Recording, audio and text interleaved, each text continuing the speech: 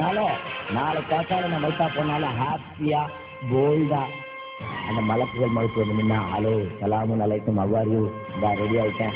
ஒரு 10 நிமிஷம் விட்டு அல்லாக்கா இன்னொரு அக்கௌண்ட் ஜெயிலுக்கு போயிட்டு இன்னொரு அல்மணி டவரா பிடிச்சிட்டு வந்துடுவேன். இதான் எனக்கு ஜெயிலில் சோச்சு விட்டு கொடுக்குற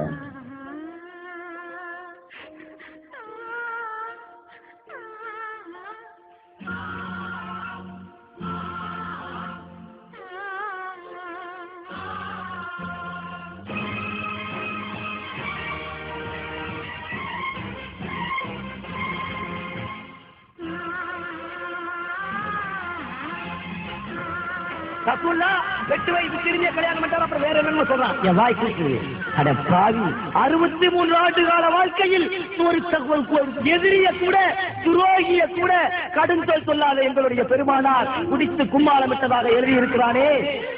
இந்த சர்க்குலேஷன் நான் இதுவரைக்கும் நீ தடை செய்திய 2 மீட்டிங்ல சொல்லிட்டேன். டேய் ஹோம் செக்ரட்டரி, சீஃப் செக்ரட்டரி, இனிமேல் நாங்கள் ஆயுதம் ஏந்த வேண்டிய சூழ்நிலைக்கு எங்களை ஆளாக்கி விடாதீர்கள் என்று அன்புடன் பணிவுடன் கேட்டுக்கொள்கிறேன். ஆமா, என் உயிர் போனா மயிர் போச்சா, ஆனா உங்க வாயை கிழிக்காம போக மாட்டேன். யாரு சொல்றது?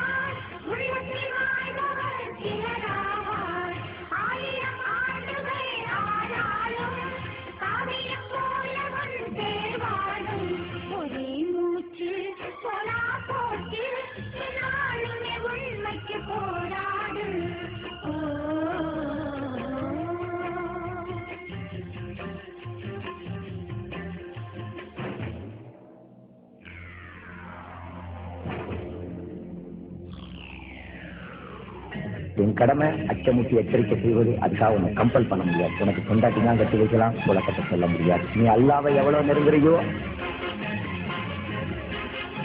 அல்லாஹ் உங்ககிட்ட நெருங்கி வருவான். Allah can be without us but we cannot be without Allah. நம்ம அல்லாமல் அல்லாவால் இருக்க முடியும். அல்லாஹ் இல்லாம சத்தியமா நிச்சயமா நம்மளால இருந்துடவே முடியாது.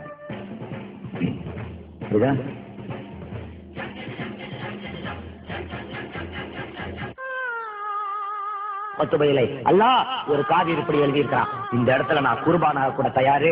டேய் போலீஸா இருக்கட்டும், வழக்கடையா இருக்கட்டும், shut your bloody mouth. Now you listen what I am going to say.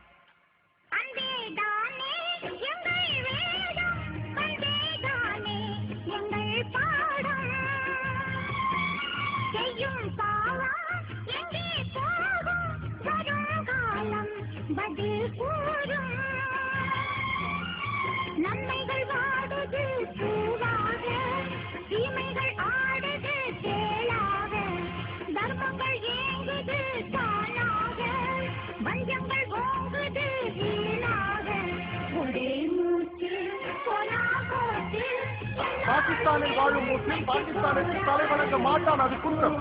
இதற்காக இந்தியாவில் இருக்கும் முஸ்லிம்களுக்கு தேசபக்தி இல்லை என்பதால் அது எங்கள் மார்க்கம்.